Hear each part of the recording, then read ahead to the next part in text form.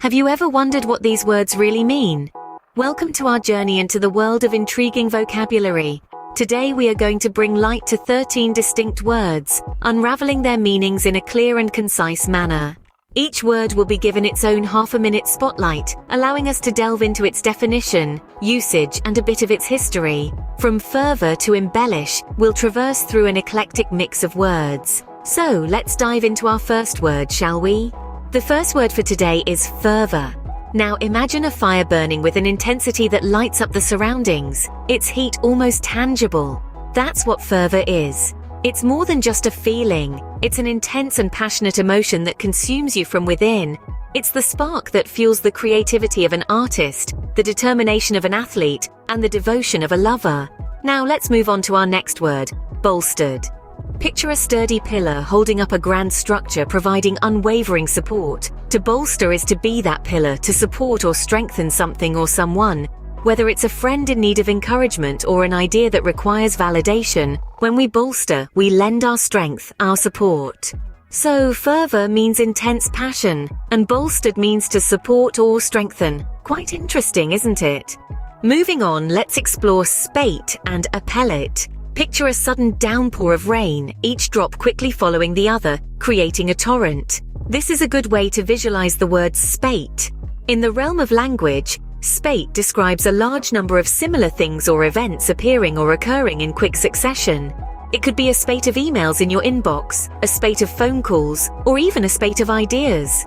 Now let's switch gears to appellate. This term is rooted in the legal world. It's connected to or deals with applications for decisions to be reversed. Think of a court case where the losing party isn't satisfied with the decision. They could take their case to an appellate court, seeking to have the judgment overturned. So, spate refers to a multitude of things happening quickly, and appellate pertains to reversing a decision. Scene script. Next up we have tribunals, pendency, and rejig. Let's dive right into our first word, tribunals. A tribunal is essentially a court of justice. Now, what sets a tribunal apart from your standard court is its less formal and more specialized nature. Designed to handle specific types of disputes, tribunals often focus on areas such as employment, immigration, and housing. They aim to provide a fair and unbiased platform for dispute resolution, often involving experts in the relevant field. Moving on, we come to pendency. Derived from the Latin word pendere, which means to hang, pendency refers to the state or period of being pending, particularly in relation to legal matters. It's the time during which a case is being considered or an application is being processed. It's that period of suspense when you're waiting for a decision to be made. Lastly, we have rejig. This is a fun one. To rejig is to arrange something differently or in a new way. It's the act of shaking things up, changing the order, or modifying the structure of something. Whether it's rejigging your living room furniture or rejigging a business strategy, it's all about bringing in a fresh perspective and a new lease of life. So, tribunals are courts of justice, pendency is the state of being pending, and rejig is to arrange something differently. Now let's look at dithering, endowed, and endeared. These are three words with distinct meanings that can enrich your vocabulary and elevate your language. Let's start with the word dithering.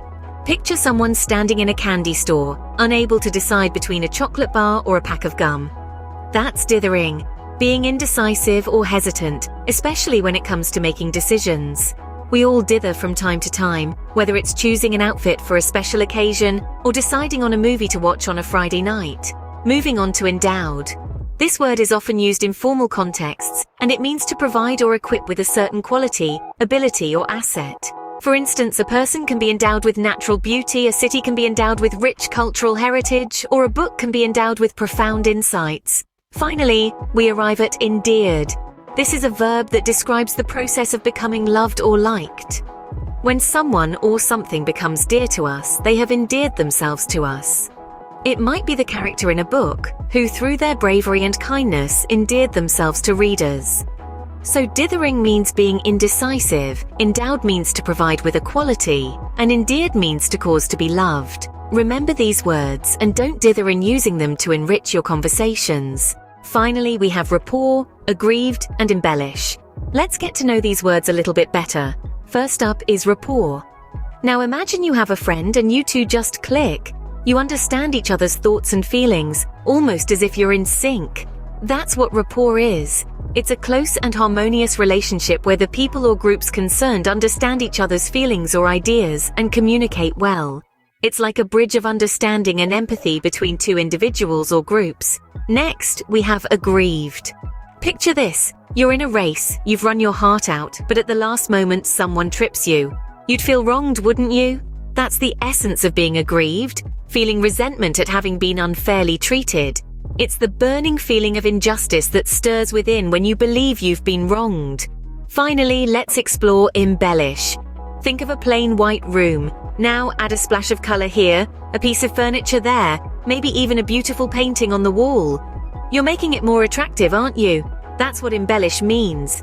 To embellish is to make something more attractive by the addition of decorative details or features. It's about enhancing something to make it more appealing. So rapport is a harmonious relationship.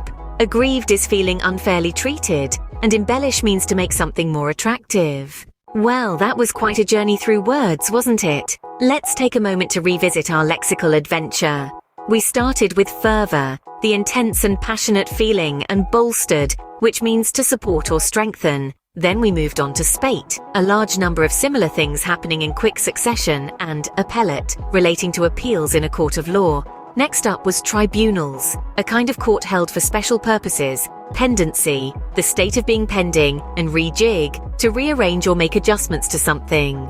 We then delved into dithering, being indecisive, endowed, provided with a quality or ability, and endeared, to cause to be loved or liked. Finally, we explored rapport, a close and harmonious relationship, aggrieved, feeling resentment due to unfair treatment, and embellish, to make something more attractive by adding decorative details. Remember, words are powerful tools for communication. The more you know, the better you can express yourself. Until next time, keep learning.